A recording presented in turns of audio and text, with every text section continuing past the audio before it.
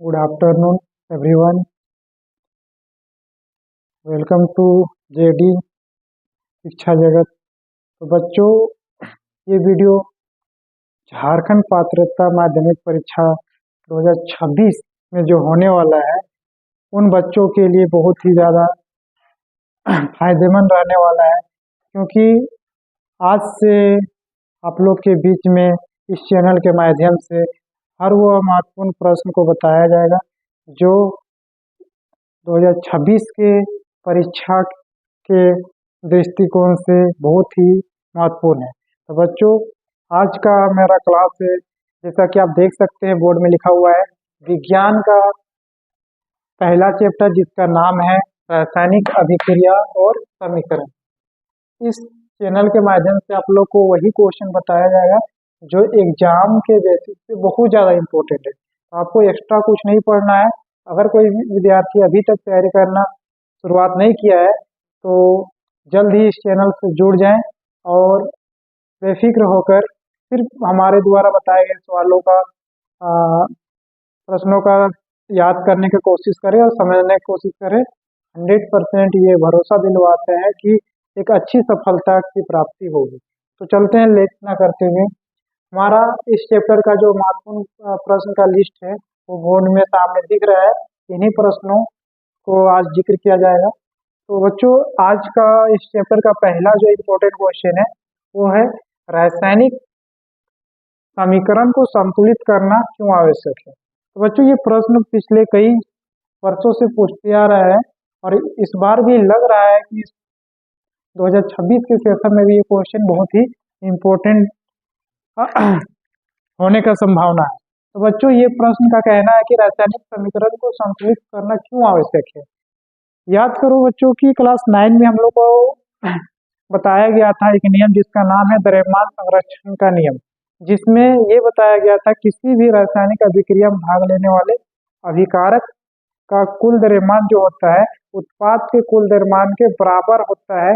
ऐसा इस नियम का कहना है और इस नियम को संतुष्ट करने के लिए ही हम लोग रासायनिक अभिक्रिया को संतुलित करते हैं। अगर हम लोग रासायनिक अभिक्रिया को संतुलित नहीं करते हैं तो हमारे द्वारा जो रिएक्शन करवाया गया है वो पूर्ण रूप से सही नहीं होता है। तो बच्चों, इस प्रश्न का आंसर आपको उम्मीद है कि समझ में आ गया होगा। अगले प्रश्न की ओर हम लोग चलते हैं।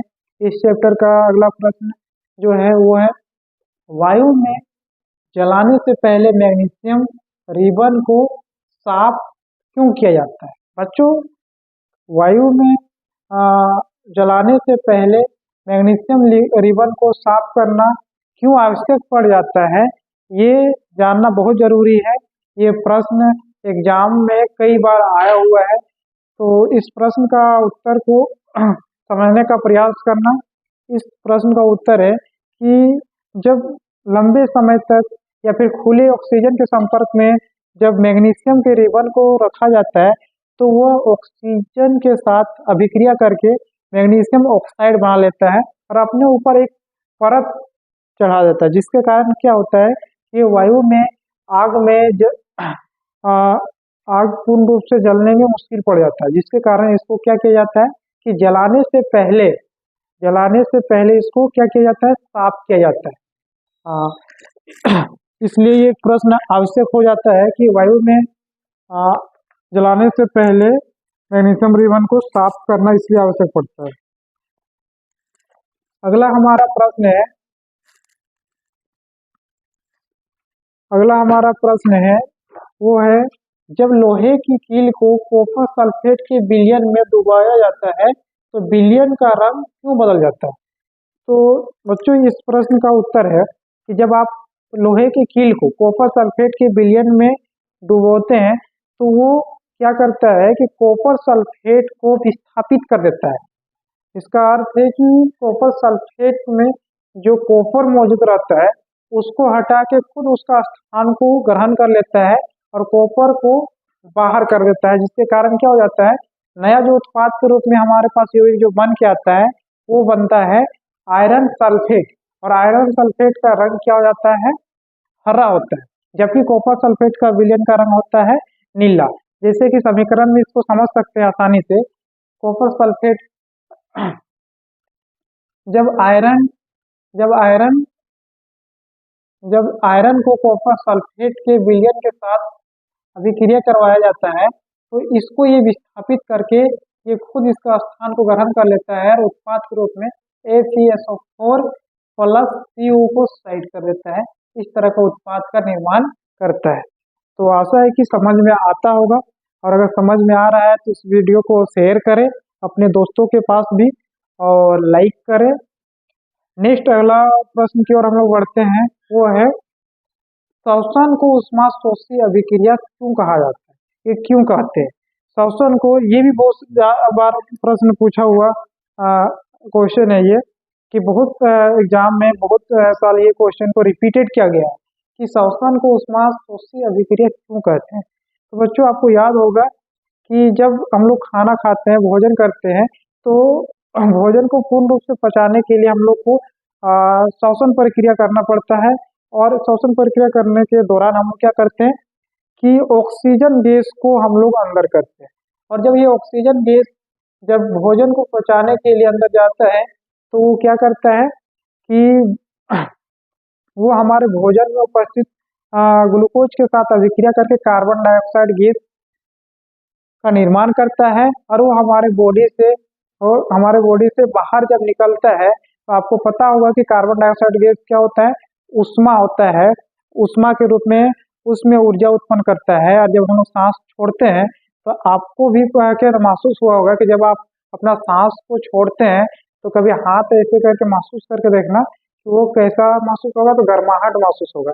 इसलिए श्वसन को ऊष्माशोषी, और ये क्वेश्चन में थोड़ा सा डाउट है, ऊष्माक्षेपी यहाँ पे होगा, ऊष्माक्षेपी।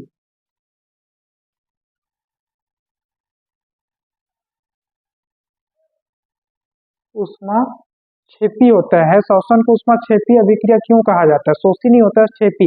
जब हम लोग श्वसन के रूप में, श्वसन प्रक्रिया के रूप में जब कार्बन डाइऑक्साइड को बाहर छोड़ते हैं, तो ये कार्बन डाइऑक्साइड बाहर जब निकलता है, तो हमारे कार्बन डाइऑक्साइड के रूप में उसमें ऊर्जा बाहर शरीर से निकलती है। नेक्स्ट हमारा क्वेश्चन है, विस्थापन अभिक्रिया किसे कहते हैं।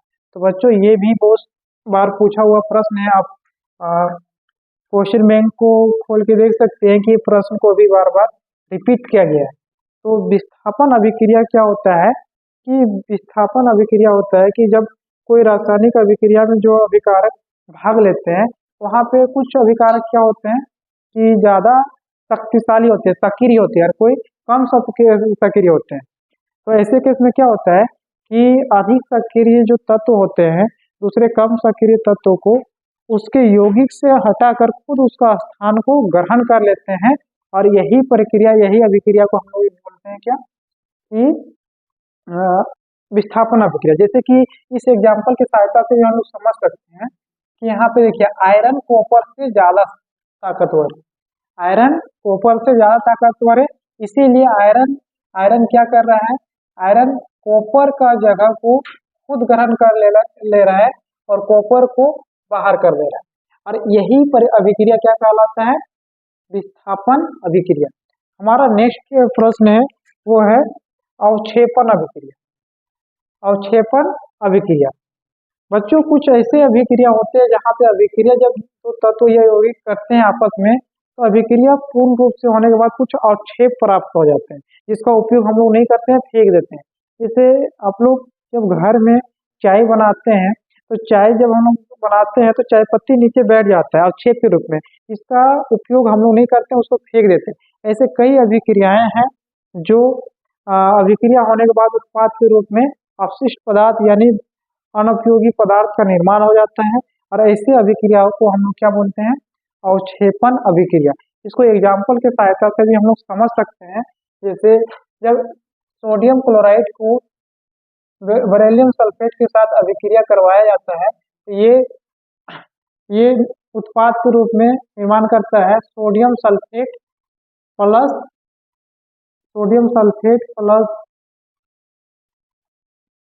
Barium chloride BaCl2।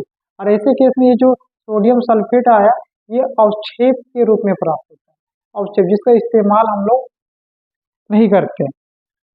तो उम्मीद कर रहे हैं कि समझ में जरूर आता होगा। और इस प्रश्न के बाद लास्ट हमारा इस चैप्टर का दो टॉपिक है जिसके बारे में अक्सर जेक बोर्ड पूछते आया है और संभावना है कि इस बार भी पूछे, और वो है हमारा वो प्रश्न है संक्षारण क्या है। बच्चों, संक्षारण के बारे में बहुत बार प्रश्न पूछ चुका है। इससे पिछले ईयर में पिछले कई ईयर में पूछ चुका है कि संक्षारण क्या है या फिर संक्षारण से सुरक्षा का उपाय क्या है। तो सबसे पहले हम लोग समझते हैं कि संक्षारण आखिर होता क्या है। बच्चों देखना, धातुएं को कोई भी धातु हो, अगर उसको हम लंबे समय तक ऑक्सीजन या वायु के संपर्क में छोड़ देते हैं तो वो धीरे धीरे जंग लगना शुरू हो जाता है। आप लोगों ने देखा होगा कि लोहा में जंग लग जाता है जब उसको हम लोग खुले पर्यावरण में बाहर में छोड़ देते हैं। तो ऐसे केस में इस तरह का घटना धातुओं के साथ होना, जंग लगना ही क्या कहलाता है, संक्षारण क्या कहलाता है। अक्सर एग्जाम में संक्षारण के सुरक्षा का उपाय पूछता है। तो हम लोग भलीभांति इस बात से पता है कि कोई भी धातु को बचाने के लिए, बेसिकली लोहे से बने धातु को बचाने के लिए हम लोग क्या करते हैं, खिड़की दरवाजा वगैरह में लोहा का अगर बना हुआ है तो उसको हम लोग क्या करते हैं, पेंट करते हैं या फिर ग्रीस लगाते हैं, ऑयल का इस्तेमाल करते हैं, जिससे क्या होता है उसको लंबे समय तक सुरक्षित रखा जा सकता है। और इसके अलावा हम लोग क्या करते हैं कि धातु, लोहे की धातु के ऊपर बहुत सारे एल्युमिनियम का चादर चढ़ा देते हैं, जिससे क्या होता है तो लंबे समय तक सुरक्षित रहता है। जैसे साइकिल का हैंडल हो गया, गाड़ी का हैंडल हो गया, इसके ऊपरी भाग में क्या होता है कि सिल्वर यानी एल्युमिनियम वगैरह का परत चढ़ाया जाता है, सिल्वर का भी चढ़ता है, जिससे क्या होता है कि वो लंबे समय तक सुरक्षित रहता है। आगे हमारा प्रश्न है वो है विकृत गंधिता। इस चैप्टर का इम्पोर्टेंट क्वेश्चन के रूप में लास्ट में हमारा प्रश्न है विकृत गंधिता। तो बच्चों, विकृत गंधिता भी एक तरह का क्षय या फिर खराब जंग लगना जैसे ही एक घटना है जो हम लोग के खाद्य भोज्य पदार्थ में ये घटना घटित होती है। जैसे हम लोग कोई भी तेलीय पदार्थ जिसको हम लोग छान के बनाते हैं, जैसे मिठाई वगैरह हो गया, पकवान हो गया, ये सब जब हम लोग छान के बनाते हैं तो इसको कुछ समय तक ही बचाया जा सकता है। जब इसको हम लोग खुले में या फिर खुला छोड़ देते हैं, ऑक्सीजन के संपर्क में छोड़ देते हैं, तो ये धीरे धीरे सड़ना चालू कर देता है। ऐसे केस में इसको क्या करते हैं बच्चों कि ऐसे केस में हम लोग इसको बचाने के लिए पैकिंग करते हैं, पैकेटिंग करते हैं। निमकी, बिस्किट वगैरह जो भी है, कुरकुरे वगैरह जो भी है, उसका पैकेटिंग किया जाता है जिससे वो लंबे समय तक आसानी से रखा जा सके। आप लोगों ने देखा होगा कि कुरकुरे, बिस्किट वगैरह जब लेते हैं, बेसिकली कुरकुरे वगैरह में क्या होता है कि हवा भरा रहता है। तो बच्चों, वहाँ पे हवा इसलिए भरा रहता है क्योंकि हवा के रूप में वहाँ पे एक गैस भरा रहता है जिसका नाम है नाइट्रोजन गैस, जो जो कुरकुरे को लंबे समय तक सुरक्षित रखने में सहायता करता है। तो उम्मीद है कि इस वीडियो के माध्यम से, इस क्लासेस के माध्यम से आप लोग को जरूर समझ में आया होगा। समझ में आया होगा तो लाइक करें और कमेंट करें कि समझ में आया है कि नहीं आया है, और आज का क्लासेस कैसा लगा ये भी जरूर बताइएगा कमेंट करके। आज के लिए इतना ही। जय हिंद, जय भारत। और नेक्स्ट क्लास के लिए, नेक्स्ट चैप्टर के लिए नेक्स्ट वीडियो में मिलते हैं। अब तब तक के लिए जय हिंद, जय भारत।